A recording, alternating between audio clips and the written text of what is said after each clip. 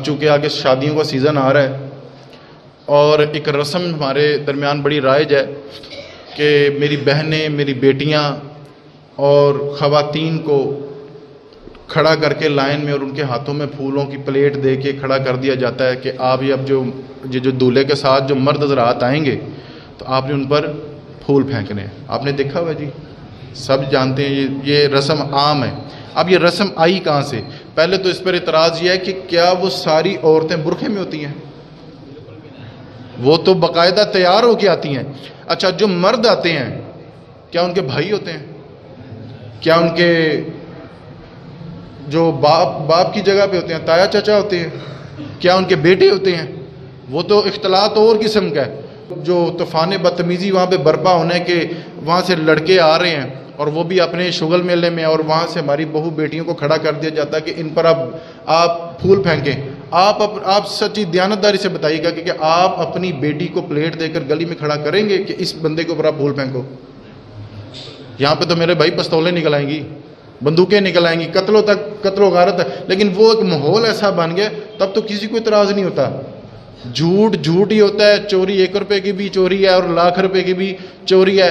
ایک بیٹی وہاں پہ پھول پھینکے اتنا ہی جرم لگتا ہے، 7 بیٹیاں 10 بیٹیاں کھڑی ہو کے وہاں پہ پھول پھینکے جرم اتنا ہی لگتا ہے، جرم اتنا ہی لگتا ہے۔ اب یہ طریقہ کار کن کا تھا؟ حضرت سعد بن ابی وقاص فرمایا کرتے تھے، فتوح شام نے علامہ واقدی لکھتے ہیں کہ حضرت سعد بن ابی وقاص لاؤ لشکر لے کے 10,000 فوجیوں کا لشکر لے کے قادسیہ کے مقام سے انہوں نے گزرنا تھا۔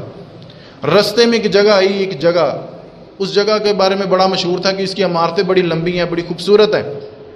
یہودیوں نے، نصرانیوں نے یہ چال چلی کہ اپنی لڑکیوں کو پھولوں کی پلیٹیں دے کے چھتوں پر انہوں نے کھڑا کر دیا کہ جب یہاں سے مسلمانوں کی فوج گزرے گی تم نے اوپر سے پھول پھینکنے ہیں۔ اب ہماری بلڈنگیں، ہماری عمارتیں تو ویسی بڑی دیکھنے کے قابل ہیں، اب دیکھے بغیر وہ رہیں گے نہیں، اوپر سے تم نے پھول پھینکنے ہیں۔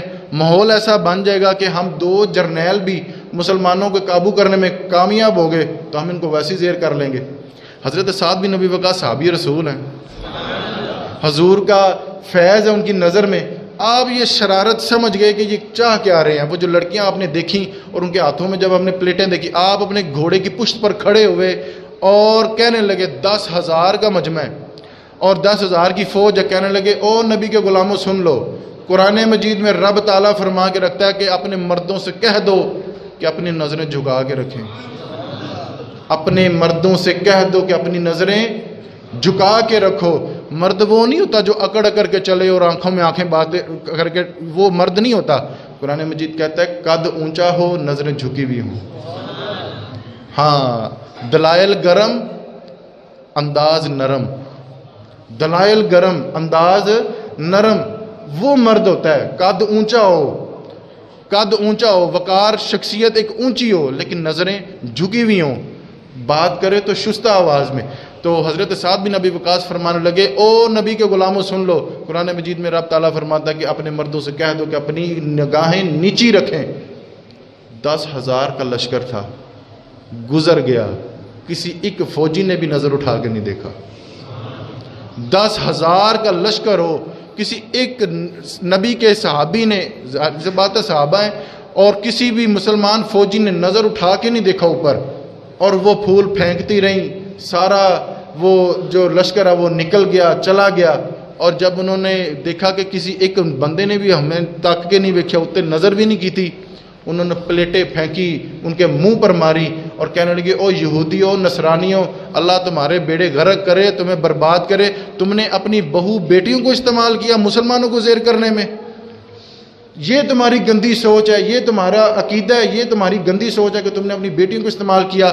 ہم آج سے ہی محمد عربی کا کلمہ پڑھتی ہیں، ہم آج ہی محمد عربی کا، حضور نبی علیہ السلام کا کلمہ پڑھتی ہیں اور مسلمان ہوتی ہیں۔ وہ دیکھو کتنے شان والے ہیں، ہم نے ان کو پورا اپنے فتنے میں پھنسایا اور تم نے ہمیں ورگلایا کہ ان کو فتنے میں اب تم نے قابو کرنا ہے، لیکن وہ دیکھو نا کتنے شان والے، کسی ایک نے بھی نظر اٹھا کے نہیں دیکھا۔ اور یہ شرم و حیا کا ایک یہاں پہ ایک درس ملتا ہے، اپنی شادیوں کو آسان کیجئے، اپنی شادیوں کو آسان۔ کیا میں کہتا ہوں کہ یہ چھوٹے چھوٹے بچے ہیں کہ یہ نہیں پھول پھینک سکتے؟ ہماری بہو بیٹیوں کو ہی آگے کیا جاتا ہے۔ خدا را اپنی بیٹیوں کی تربیت کیجئے، اپنی بہوؤں کی تربیت کیجئے۔ آپ ایک دفعہ کہیں گے نہیں پتر کام چنگا نہیں، تھوڑا سا تو اثر ہوگا نا. پھر آپ کہیں گے کہ نہیں پتر کام رب رسول پسند نہیں, تو میرا خیال ہے سارا ہی اثر ہو جائے گا, سارا ہی اثر ہو جائے گا. اور پھر یہ جو لعنت ہم پر پڑی ہوئی ہے کہ طریقہ کسی کا تھا, اپنا ہم نے لیا. یہ مہندی کی رسم میں کیا ہوتا ہے جناب؟ طریقہ ہندوؤں کا, سکھوں کا, سارے کام ہم نے اپنا لیے. یہ ڈھولکی کہاں سے آئی تھی؟ یہ تو سکھ بجایا کرتے تھے. یہ تو سکھوں کا کام ہے ڈھولکی بجانا اور یہ مہندی لگانا اور یہ اپٹن لگانا. اسلام میں اس کا تصور کوئی نہیں. وہ بچے کی شادی کی قرضہ اٹھا کے, اب باپ رو رہا ہے فلانے کا بھی قرضہ دینا ہے, اس سے بھی پیسے لیے تھے. اسلام نے تو نہیں کہا آپ قرضہ اٹھا کے شادی کریں. اسلام تو آپ کو کہہ رہا ہے کہ چلو تھوڑے بہت جتنا بھی آپ کا ہوتا ہے آپ اس میں بھی راضی کر لیں. دال روٹی سے بھی ولیمہ ہو سکتا ہے, دال روٹی سے بھی ولیمہ ہو سکتا ہے. جو صاحب استطاعت ہے ان پر تو اور بات ہے نا. غریب کی بات کرتا ہے اسلام. اسلام نے تو نہیں کہا کہ آپ جہیز کی لعنت میں پڑے. اگرچہ نبی پاک نے بڑا جہیز دیا اپنی شہزادی کو, لیکن اس تکلف کے ساتھ آپ نے جہیز دیا, واشنگ مشینیں دیں اور لاکھوں کے حساب سے آپ نے جہیز دیا. اور پھر مائیوں کا اوپر سے کیا ہوتا ہے, مائیاں سارا جہیز رکھ کے سارے محلے والیوں کو دکھاتی کہ ساڑی بہو رانی دا جہیز آیا. اب اس میں غریب کی بچی بھی ہے. اب جس کا باپ اتنا جہیز نہیں بنا سکتا, اب اس کے دل میں کیا آئے گی؟ آپ کو پتہ ہے کہ ہمارے گھر ٹوٹنے کی ایک وجہ یہ بھی ہے کہ اللہ تعالیٰ اس جوڑے میں سے برکت ہی اٹھا لیتا ہے. سارا کچھ تو آپ نے دکھاوے کے لیے کر لیا, سارا کچھ ہی آپ نے دکھاوے کی نظر کر دیا. اب برکتیں کہاں سے آئیں؟ اب برکتیں کہاں سے آئیں؟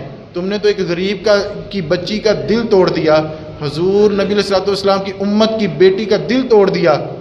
اب برکتیں کہاں سے آئیں؟ تو خدا را اپنی شادیوں کو سستا کریں, سادہ کریں, اسلام کے مطابق کریں.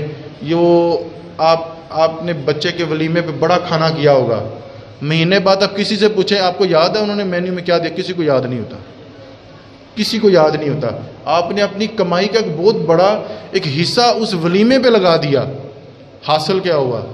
وہ 6 مہینے کے بعد وہ بچی اور بچہ آپس میں لڑ رہے ہوتے ہیں اور باپ سر پکڑ کے بیٹھا. خدا را اپنی شادیوں کو سستا کریں, سادہ رہیں, آسان رہیں.